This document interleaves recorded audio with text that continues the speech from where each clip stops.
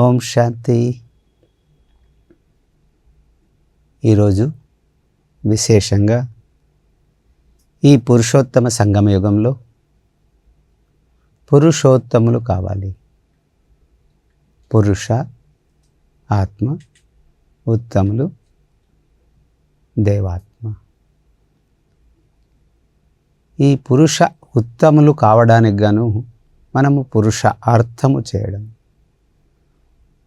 పురుషాన్ని అంటే ఆత్మను అర్థము చేసుకోవడము. నేనెవరు, ఎక్కడి నుంచి వచ్చాను, ఎందుకు గాను వచ్చాను, ఇప్పుడు ఏం చేస్తున్నాను, ఎక్కడి వరకు నేను చేరుకున్నాను, ఇంకా ఎంత ప్రయాణం బాకీ ఉంది. దీన్ని మనం ఫస్ట్ అంచెలంచెలుగా మనల్ని మనం అర్థం చేసుకొని అప్పుడు సింహావలోకనము అంటారనమాట.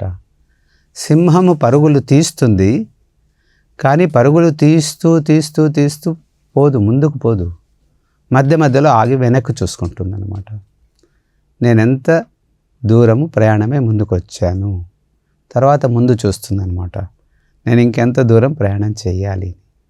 అదేవిధంగా మనము పురుషార్థము అంటే ఇప్పుడు మనల్ని మనము చెక్ చేసుకోవాలి. చెక్ చేసుకున్న తర్వాత ఎంతవరకు నేను ఎదిగాను, ఎంతవరకు ఎదగాలి.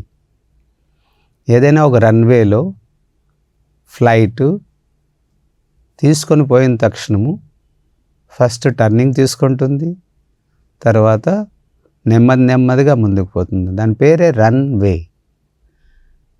ఎంత సమయానికి తగ్గట్టుగా నేను టేకాఫ్ తీసుకోవాలంటే ఆ విమానం ఎగరాలి. అదేవిధంగా మనం కూడాను ఇప్పుడు బ్రాహ్మణ జీవితంలో పడుకొనున్నామా, కూర్చొనున్నామా, నిలుచుకొని ఉన్నామా, నడుస్తున్నామా, పరుగులు తీస్తున్నామా, ఎగురుతున్నామా. ఈ విధంగా మనల్ని మనం ఎప్పుడైతే ప్రశ్నించుకుంటామో అప్పుడు ఆటోమేటిక్గా మనము మనల్ని ఎప్పుడు ఏ పద్ధతిలో లేదు ఏ స్థితిలో ఏ విధంగా తీసుకుపోవాలనేది అర్థమవుతుంది. కానీ మనకి అర్థంలాగా ఆ రోజు మురళీనే చాలు. ఆ రోజు మురళీని మనం విన్నప్పుడు నాకు బాబా ఇక్కడ ఈ సమయంలో ఇప్పుడు ఏం పురుషార్థం చేయాలి అని చెప్తూ ఉంటారు. పురుషార్థికే మురళి బాగా అర్థమవుతుంది. పురుషార్థినే మురళిని బాగా అర్థం చేసుకుంటాడు అన్నమాట. బ్రాహ్మణుల నుంచి మన లక్ష్యం ఇప్పుడు ఫరిస్తాలు కావాలి, ఫరిస్తాల నుంచి దేవతలు కావాలి. దానిలో ఒక కాన్ఫిడెన్స్ మనకు వచ్చేసేయాలి, నా నెక్స్ట్ స్టేజు ఫరిస్తా, దాని తర్వాత దేవత అయ్యి తీరేది గ్యారెంటీ. బ్రాహ్మణుల నుంచి మనం కిందకి పడిపోతామా అనే డౌటే రాకూడదు. డౌట్ వచ్చినప్పటికీ దానికి ఇది గుర్తుపెట్టుకోవాలా, లేదు అంత పెద్ద బాబా వచ్చి ఒక గురువు లేదు వివేకానంద, అతని గురువు రామకృష్ణ పరమహంస, ఆయన ఒక మహాత్ముడు. ఒక మహాత్ముని క్రింద పురుషార్థము చేసిన లేదు అడుగుజాడలలో లేదు అతను నేర్పించినటువంటి పద్ధతుల్లో తెలుసుకొని ముందంచ వేసినటువంటి వివేకానంద అంత ఎత్తున ఎదిగాడు. మరి పరమాత్మ మనకు గురు సాక్షాత్ పరబ్రహ్మ, ఆయన మనల్ని నేర్పించేకి వచ్చినప్పుడు మనం ఎలాగుండాలి. ఈ విధంగా అంచెలంచెలుగా మనము ఎంత ఎదుగుతూ వచ్చాము. మన జన్మ అంటే బ్రాహ్మణ జన్మ తీసుకున్నాము, లేదు మన లక్ష్యం లక్ష్మీనారాయణలు కావాలి. లక్ష్మీనారాయణలు కావాలంటే ఫరిస్తాయి లక్ష్మీనారాయణలు కావాలి.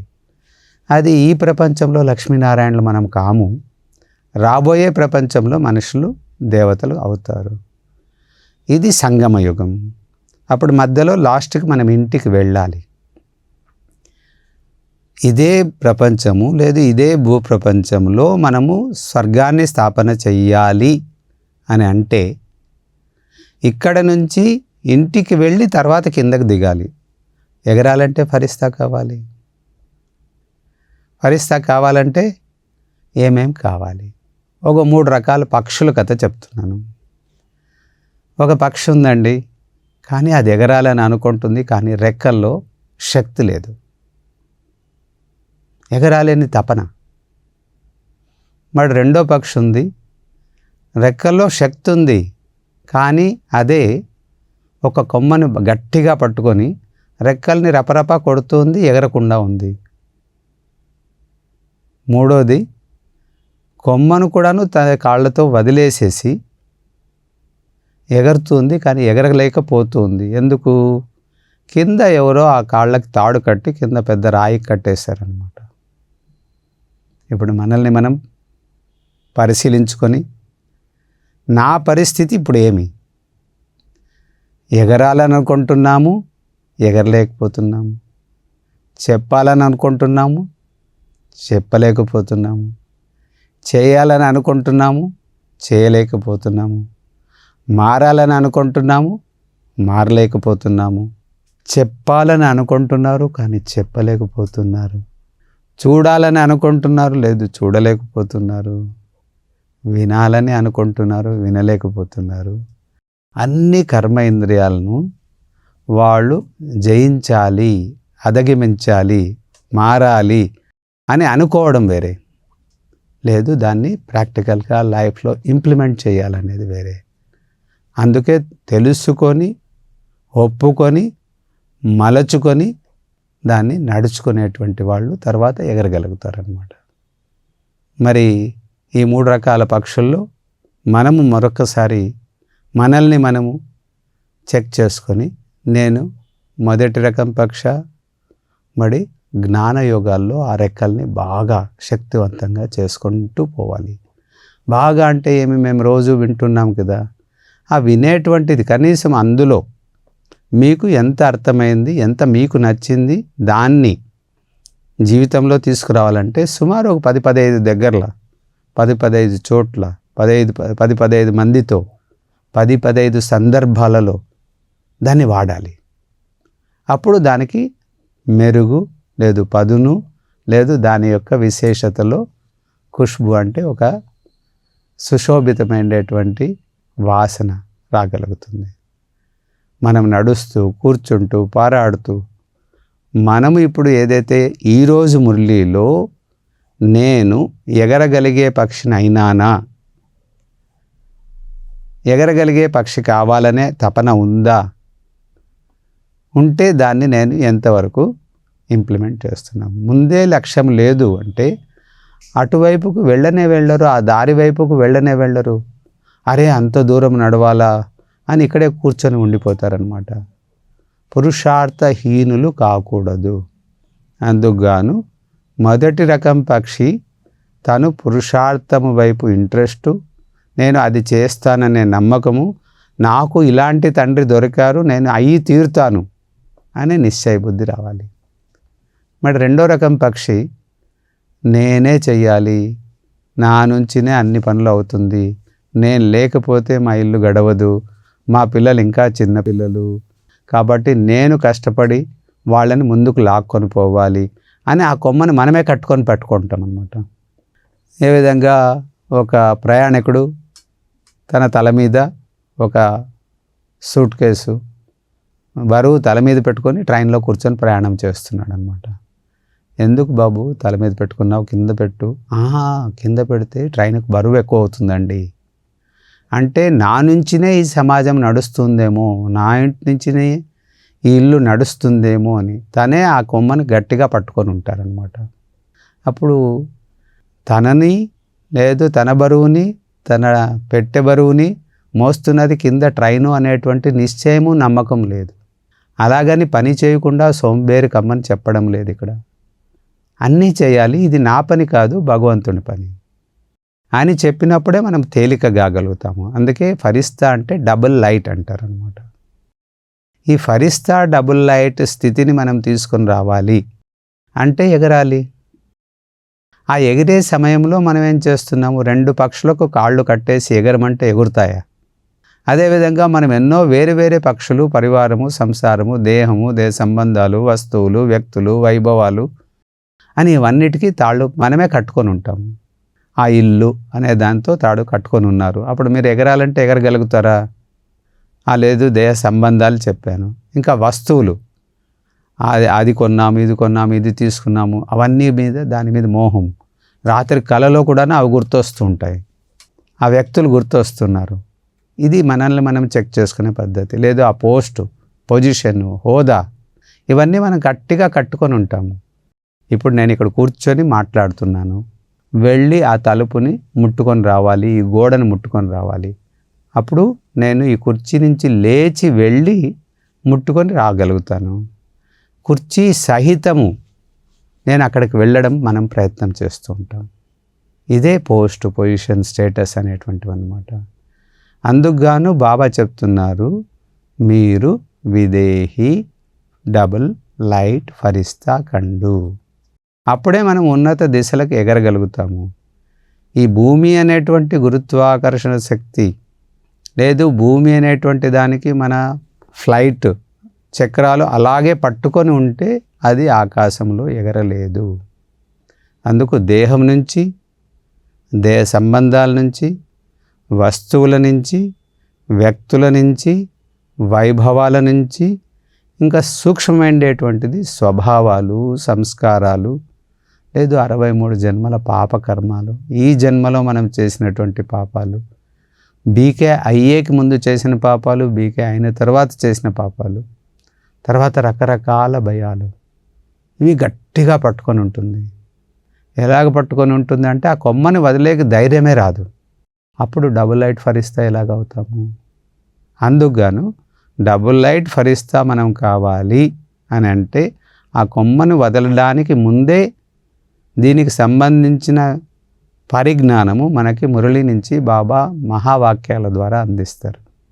ఇక మూడోది, వదిలేశారు కొమ్మని, కానీ ఇతరులు మనల్ని పట్టుకొని లాగుతున్నారు. మమ్మీ, డాడీ, అన్న, వదిన, సార్, స్టూడెంట్సే కానీ ఎవరైనా కానీ, మీరు ఏ వృత్తిలో ఉంటారో, ఏ కార్యాన్ని చేస్తుంటారో, మీ మీద మీరుంటేనే మేము ముందుకు వెళ్ళగలుగుతాము అని మన మీద డిపెండెంట్ అయిపోయి ఉంటారు వాళ్ళు.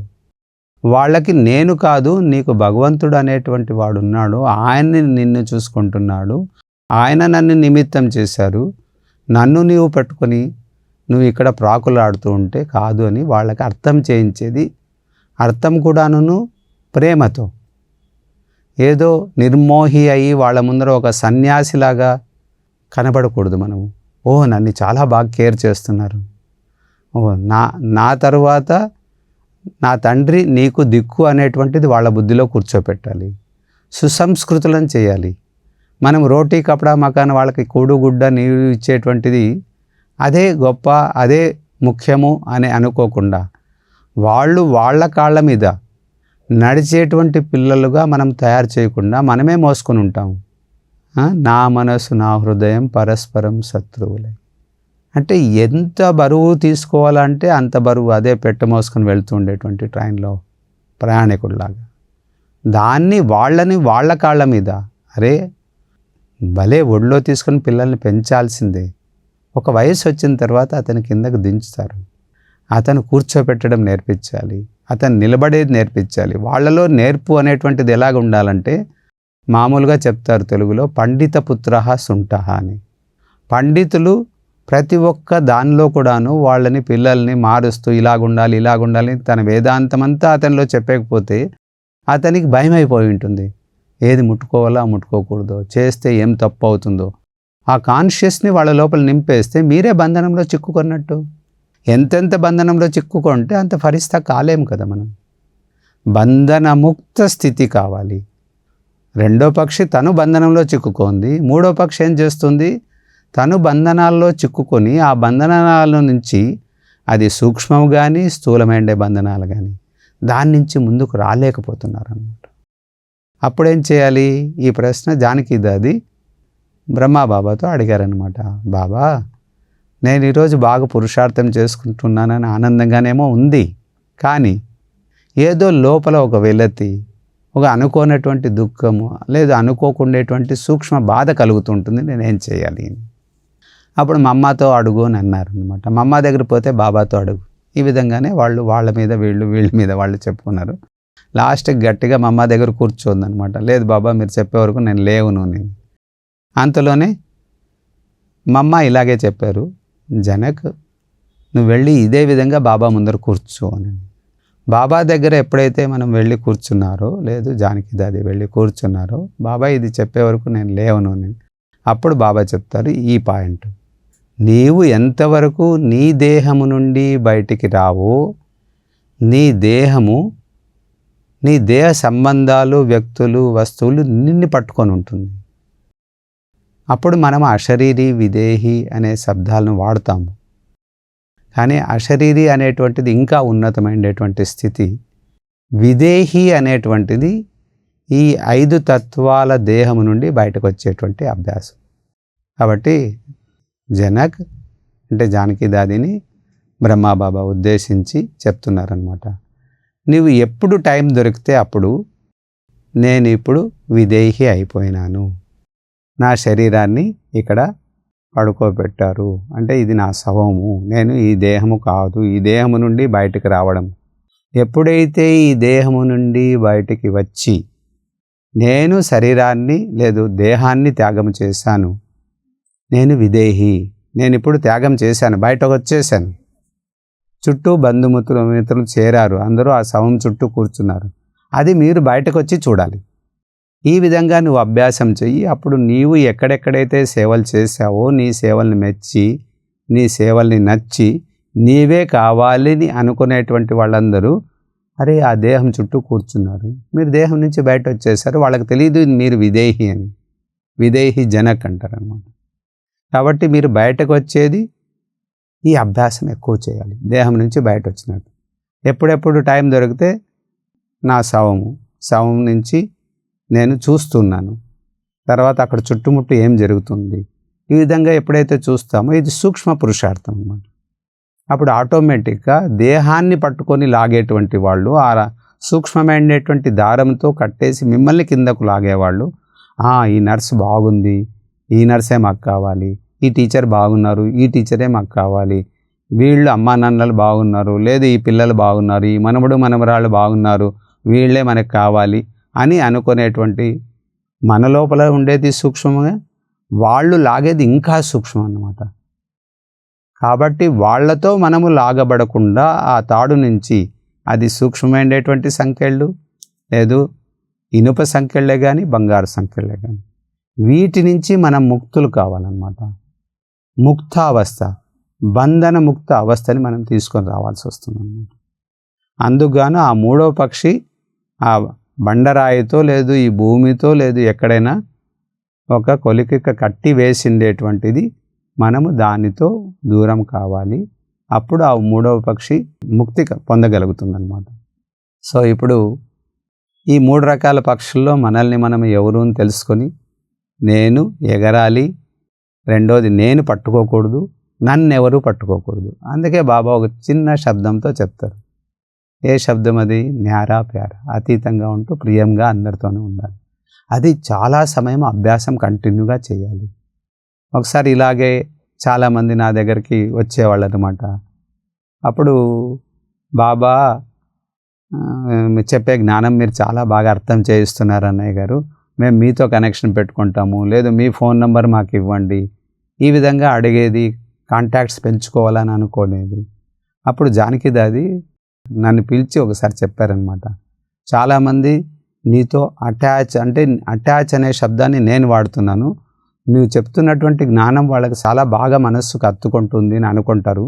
ఇది కూడాను ఒక సూక్ష్మ బంధనం, దీని నుంచి కూడాను మనం ముక్తులు కావాలి. ఇది నాకు బాబా ఇలాగా చెప్పారని ఈ కథ చెప్పారనమాట. సో ఇప్పుడు మీరు విన్నటువంటి ఈ కథలో మనకేమర్థమైంది? 3 రకాల నుంచి ఈ పక్షి ఏ విధంగా పరివర్తన కావాలని అనుకుంటుందో ఆ విధంగా చాలా సింపుల్ చిన్న లెక్క చెప్తాను మీకు. 7 - 5 అప్పుడు 2 ఉంటుంది, ఆ 2లో -1 అప్పుడు 1 అవుతుంది అన్నమాట. 7 - 5 దానిలో ఆ 2లో -1 అప్పుడు 1 మిగులుతుంది. అంటే 5 తత్వాల ఈ దేహము, ఆకాశము, భూమి, జలము, అగ్ని, వాయువు, ఈ 5 తత్వాల దేహము నుండి బయటికి రావడం అభ్యాసం చేసుకోవడం. అప్పుడు మనం డబుల్ లైట్ ఫరిస్తా అవుతాం. అప్పుడు 2 లైట్స్, ఒకటి సూక్ష్మ శరీరము, ఇంకొకటి ఆత్మ. ఈ ఫరిస్తా అంటే ఉండేది ఈ 5 తత్వాల దేహం. దేహానికి సంబంధించి ఇప్పుడు నేను 10 పాయింట్లు మీకు చెప్పాను.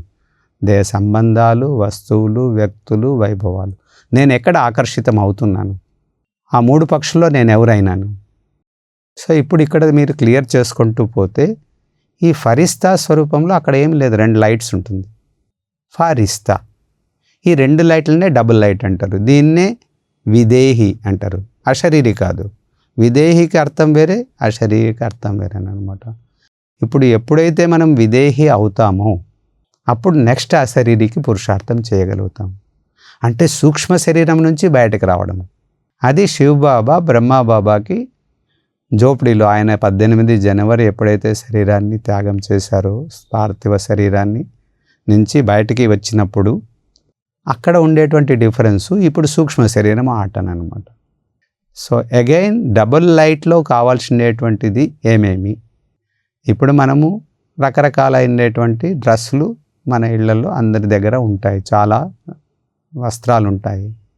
ఏ వస్త్రాన్ని ఏ సమయంలో ఎప్పుడు ఎలా వాడాలి, దాన్ని ఎలాగ జాగ్రత్త పరుచుకొని పెట్టుకోవాలి, దాన్ని వేసుకోవడం, ఆ కాస్ట్యూమ్ టైటా లేదు లూజా అని బాబా మురళిలో అన్నీ మనకు చెప్తూ ఉంటారు అనమాట.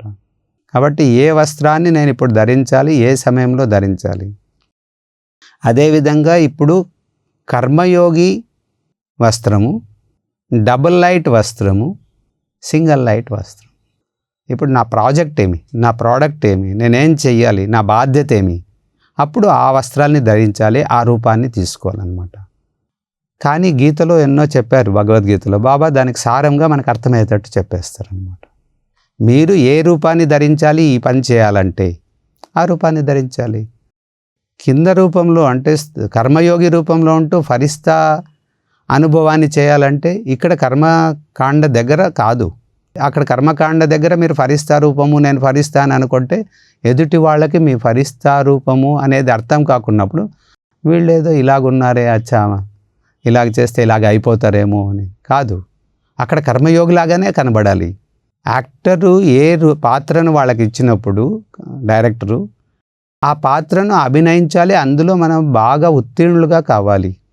దానిలో ఏ విధంగా ఆ పాత్రను అభినయిస్తూ ఇతరులకు ఆ పాత్రలో ఇతనే కాదు ఆ పాత్ర ఉంది అనేది కనబడాలి. అక్కడ రోల్ కాన్షియస్నెస్, యాక్టర్ కాన్షియస్నెస్ లేదు యాక్షన్ కాన్షియస్నెస్ అంటారనమాట. ఇప్పుడు మీరు ఏ పాత్రను అభినయిస్తున్నారు, కర్మయోగి పాత్రలో నంబర్ 1 మార్కులు తెచ్చుకోవాలి. ఇప్పుడు డబుల్ లైట్ ఫరిస్తా అంటే ఇక్కడ కూర్చొని చేయకూడదు ఆ పని, సూక్ష్మవతనంలోనే మీ ప్లాట్ఫామ్, అక్కడికే వెళ్ళాలి. అక్కడ బ్రహ్మబాబా ఇంకా ఎన్నో ఫరిస్తాలు ఉన్నాయి. ఆ ఫరిస్తాల జతలో స్థూల దేహదారి చెయ్యని పనులు చేయాలని అనుకున్నప్పుడు అక్కడికి పోవాలి. అక్కడికి వెళ్ళి అది చేస్తూ ఎప్పుడైతే అభ్యాసం చేస్తూ ఉంటామో దాన్ని ఫరిస్తా అంటారు. ఆ ఫరిస్తా రూపంలో కంటిన్యూగా ఎప్పుడు కావాలంటే అదే నేను ముందు ఫస్ట్లోనే చెప్పానమాట. ఎప్పుడు ఏ పాత్రను అభినయించాలనుకుంటారో ఆ డ్రెస్సును ఆ ఏరియాలోనే వాడాలి. ఆ ఏరియా కాకుండా వేరే ఏరియాలో వాడితే అది బాగుండదనమాట. మీరు ఇంట్లో డ్రెస్ వేరే, ఫంక్షన్కి వెళ్తున్నారు అక్కడ డ్రెస్ వేరే, లేదు సెంటర్కి వస్తున్నారు అక్కడ డ్రెస్ వేరే, అదే మధుబనికి వెళ్తారు అక్కడ డ్రెస్ వేరే, లేదు అదే వివిధ రకాల కార్యకలాపాల్లో వాడినప్పుడు, పని చేసుకునేటప్పుడు, ఉద్యోగ వ్యాపార వ్యవహారాల్లో, లేదు వ్యవసాయం చేసేకపోతున్నప్పుడు అక్కడ ఏమేమి వాడుకుంటాము. అలాగ మనకి ఏ డ్రెస్సు కావాలంటే ఆ పని చేసే సమయంలో ఆ డ్రెస్సును వాడుకునేదే ఫరిస్తా. ఎక్కడనూ బంధనంలో ఉండకూడదు, లేదు ఆ పాత్రను బాగా అభినయించాలన్నమాట. అక్కడ పరిపరి విధాల బాధలతో మనం కన్ఫ్యూజ్ అవుతాము. అక్కడ చేయాల్సిన పని ఇక్కడ చేయాల్సిన పని ఇక్కడ మీద దాంట్లో కంట్రోల్ ఉండదు, అక్కడ పని మీద దాని మీద మంచి కమాండ్ ఉండదు అనమాట. కమాండ్ అంటే దాని మీద పట్టు వదులుకొని మనము ఫరిస్తాలు కాకూడదు.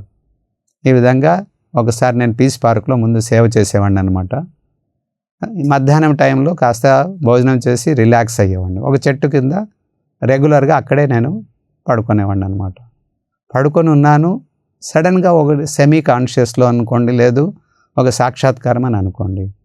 సడన్గా 4 వైపులా ఆ పార్కు తగలబడుతున్నట్టు అనిపించిందనమాట. నేను కాస్త ఇదేమి తగలబడిపోతుంది అని సడన్గా పైకి ఎగిరిపోయాను అనమాట. పైకి ఎగిరి కింద చూస్తున్నాను. అంతలోనే పార్క్ అంతా తగలబడుతుంది. అంతలోనే ఆ అబు పర్వతం అంతా తగలబడుతుంది. తర్వాత పూర్తి రాజస్థాన్ అంతా తగలబడుతుంది. పూర్తి విశ్వం అంతా తగలబడిపోతుంది. అరే ఇదంతా నేను చూస్తున్నాను. ఎక్కడి నుంచి చూస్తున్నాను? తర్వాత చూస్తే ఏదో సూక్ష్మంగా నా దగ్గర రెక్కలు ఉన్నాయి, నేను పైన ఎగురుతున్నాను, పైనుంచి కింద చూస్తున్నాను. ఇదేమి ఇలాగున్నాయని 4 వైపులా చూస్తుంటే 4 వైపులా అందరూ బ్రాహ్మణ పరివారం ఫరిస్తాల్లాగా ఎగురుతూ ఉన్నారనమాట. ఈ ఎగురుతూ ఉండేటువంటి దృశ్యాన్ని ఎప్పుడైతే చూస్తూ ఉన్నానో అప్పుడు అనిపిస్తుంది, అంటే ఈ భూమి అనేది అంటుకున్నప్పుడు లేదు 5 రకాలైనటువంటి తత్వాల యొక్క పరిణామము, లేదు డిజాస్టర్ అంటారనమాట, వినాశము.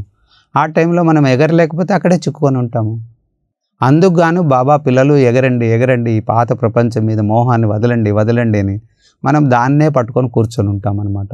మంచి వస్త్రాలు తెచ్చారు అమ్మా నాన్న, ఇది వేసుకో తల్లి, ఇది వేసుకో నాన్న అంటే, లేదు నాకు ఇదే గుడ్డలు కావాలి, నేను ఇదే వేసుకుంటానని అది మురికిపోయి అతుకులు పడి వాసన పట్టి మలినమైనటువంటి దేహాన్నే పట్టుకొని ఉంటాం అనమాట.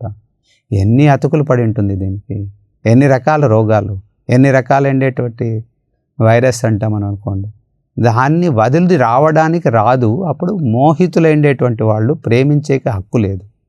కాబట్టి నిర్మోహి అయినప్పుడే ఈ దేహం నుంచి బయటకు రాగలుగుతాము. ఇదే విదేహి. విదేహి స్థితినే డబుల్ లైట్ అంటారు. డబుల్ లైట్నే ఫరిస్తా అంటాం అనమాట. ఫరిస్తా కావాలని ఒక్కసారి ఆనందపడడం నేర్చుకున్నాము అనుకోండి, అప్పుడు ఆటోమేటిక్గా అరే 8 గంటలు దేహానికి టైం ఇవ్వాలి, 8 గంటలు దేహాన్ని మెయింటైన్ చేసే పని చేయాలి, 8 గంటల తర్వాత వేరే కార్యకలాపాలు, దానిలో బాబా 8 గంటలు మీరు దీనికి ఇవ్వండి, మీ పురుషార్థానికి సమయం ఇవ్వండి. 8 అనేది ఎంత బాగా లెక్క ఉందన్నమాట. అప్పుడు మనకి ఎలాగుంటుంది, అప్పుడు ఈ విదేహీ అభ్యాసము చేయడంతో మనము ఎప్పుడూ ప్రేతాత్మలు కాము. ఈ దేహం అనే బడి నుంచి బయటికి వచ్చామంటే ఇల్లు అమ్మా నాన్న గుర్తున్న వాళ్ళు పరిగెత్తుకొని బడి నుండి ఇంటికి నుంచి పరిగెత్తుకొని వెళ్తూ ఉంటారు. ఎప్పుడు వాళ్ళకి అలవాటు ఉంది, ఇల్లు తెలుసు, అమ్మా నాన్న తెలుసు. అదే ఫరిస్తా అంటే బయటికి రావడము, ఎగరడము, ఎగిరి ఇంటికి వెళ్ళడము, తిరిగి అమ్మా నాన్నలతో కలిసి ఉండడము, తిరిగి వాపసు వచ్చి బడి అనే దేహంలో కూర్చొని మన చదువు ప్రతి ఒక్క క్షణం కూడాను ప్రతి ఒక్కరితో ప్రతి ఒక్క సందర్భంలో ప్రతి ఒక్క సమయంలో మనము కలిసి ఉండొచ్చు, కలిసి చేయొచ్చు. బాధ అనేదే తెలియదు అన్నమాట. సో విదేహీ పరిస్థితిని తీసుకోవాలంటే దాని నుంచి ఏమేమి ప్రయోజనాలు ఉంది, దేహం నుంచి బయటకు వచ్చామంటే ఏమేమి ప్రయోజనాలు ఉన్నాయి మనకి, అది ముందే తెలిసి ఉండాలన్నమాట. అది తెలిసినప్పుడు అది చేయాలని ఇష్టం. ఈరోజు భక్ష్యము, లేదు లడ్డు, లేదు గులాబ్ జామును, ఆ రుచి ఒకసారి రుచి చూసిన తర్వాత అది మాటి మాటికి తినాలనే ఇంట్రెస్ట్ పెరుగుతుంది. అది ఎవరైతే ఈ విదేహీ డబుల్ లైట్ ఫరిస్తా శరీరాన్ని లేదు ఆ స్వరూపాన్ని అనుభవము కాకున్నప్పుడు ఇది బరువుగా ఉంటుంది. ఆ పుట్టిల్లు అనేటువంటిది ఏదైతే వచ్చిందో ఆ పుట్టింటి వైపు పుట్టింట్లో దొరికేటువంటి సుఖము, శాంతి, ప్రేమ, ఆనందము అనేటువంటిది ఏదైతే ఉందో అది మనం ఎప్పుడైతే అనుభవం చేసుకుంటూ ఉంటామో అక్కడికి వెళ్ళాలనే తపన. లేదు అంటే ఇదే పాత గుడ్డల మీదే మోహము, లేదు దానికి ఇంకా రకరకాలుగా ఉండేటువంటిది శబ్దాలు చెప్పవచ్చు, కానీ అది అవసరం లేదు. ఇప్పుడు మనం ఇప్పుడేం చేయాలి, సుఖ, శాంతి, ప్రేమ, ఆనంద, పవిత్రత. ఎప్పుడైతే దేహము అని అనుకుంటామో కామము, క్రోధము, లోభము, మోహము, అహంకారము, ఈర్ష్య, ద్వేషము, వైరము, వైర్మనస్సము ఇవన్నిటితో బాధపడుతున్నామంటే దేహమానంలో ఉన్నామని. ఫరిస్తా అయినామంటే సత్యత, మధురత, నమ్రత, సహనశీలత, సంతుష్టత, ధైర్యత, హర్షితముక్త, గంభీరత ఇవన్నీ మంచి మంచి గుణాలతో మనం సుశోభితులవుతాం, దాంతో అలంకృతులు అవుతాము. ఆ అలంకృతులు అయినప్పుడు ఎలాగుంటుంది, బాబాకి చాలా సింపుల్గా ఎప్పుడైతే బ్రహ్మా బాబా తన దేహాన్ని త్యాగం చేసే సమయంలో శివ్ బాబా అర్థం చేయించారు, ఇలాగ చేశారు. देखो बच्चे आप इधर ही रहे तो यही कारोबार में बिजी रहता है, इसी से అంటే ఈ కార్యంలోనే నువ్వు చిక్కుకొని ఉంటావు. గది వదిలి ఆ గదికి వెళ్తే ఏమేమి ఉంటుంది అని అర్థం చేయించారు. అదే ఫరిస్తా రూపం అంటే. ఆ ఫరిస్తా రూపంలో ఆ గదిలో మనం ఏమేమి చేయగలుగుతాము. ఇక్కడైతే 1% పని చేస్తే అక్కడ కోటాను కోట్ల రెట్లు ఎక్కువగా మనం సేవ చేయొచ్చు అనమాట. అక్కడ ఏ విధంగా సేవ ఉంటుంది, ఆ స్వరూపంలో ఏమేమి చేయగలుగుతాము, ఇక్కడ ఉంటే ఎంత సేవ చేయగలుగుతాము, ఇది స్థూల ప్రపంచము. కానీ దీన్నే కూడాను ఆంగ్లంలో చెప్పాలంటే pedestrian time and celestial time అంటారు అన్నమాట. ఒక పాదచారి నడిచేటువంటి తప్పుడు ఆ దూరంను కొలిచేది అది వేరే, ఆ కాలమానం వేరే. అదే ఒక ఫరిస్తా, ఆ కాలమానం వేరే. అదే పరంధామంలో ఉండే ఆత్మ బిందు రూపమైతే ఆ కాలమానం వేరే అన్నమాట. ఇదే రకరకాలుగా మనం చూసుకుంటూ అతి తక్కువ టైంలో మనం ఆ స్వరూపంలోకి వెళ్ళినప్పుడు 45 నిమిషాలు నేను ఫరిస్తా స్థితిలో ఉన్నానని అమృత వేళలో కూర్చుంటే కొన్ని గడియల్లాగా ఉంటుంది, లేదు కొన్ని క్షణాల్లాగా గడిచిపోతుంది. అదే దుఃఖంతో, బాధతో, ఈతి బాధలు, లేదు సుఖాలు, అష్ట కష్టాలు, అప్పుడు సమయం చాలా లెంగ్దీగా ఉంటుంది. ఆనందంగా గడిపే క్షణంలో అలారే ఇంత త్వరగా అయిపోయిందా, అదే కష్టంగా ఏదో గడిచినట్టు. ఎప్పుడైతే బ్రాహ్మణ జీవితంలోకి వచ్చిన తర్వాత చూడండి, ఇది బాగా అనుభవం అవుతుంది. ఎన్ని సంవత్సరాలు ఎలా గడిచిపోయిందో తెలియదు. ఆనందంగా గడుపుతున్నాము మనం, బ్రాహ్మణ జీవితాన్ని ఖుషీగా గడుపుతున్నాం అనమాట. ఎప్పుడైతే బ్రాహ్మణ జీవితాన్ని ఖుషీగా గడుపుతున్నాము అంటే అప్పుడు నెక్స్ట్ ఫరిస్తా అయ్యే తయారీ. బ్రాహ్మణుల నుంచి ఫరిస్తాలు కావాలి, ఫరిస్తా నుంచినే అప్పుడు దేవతలు కాగలుగుతాం. అచ్చా, ఓం శాంతి.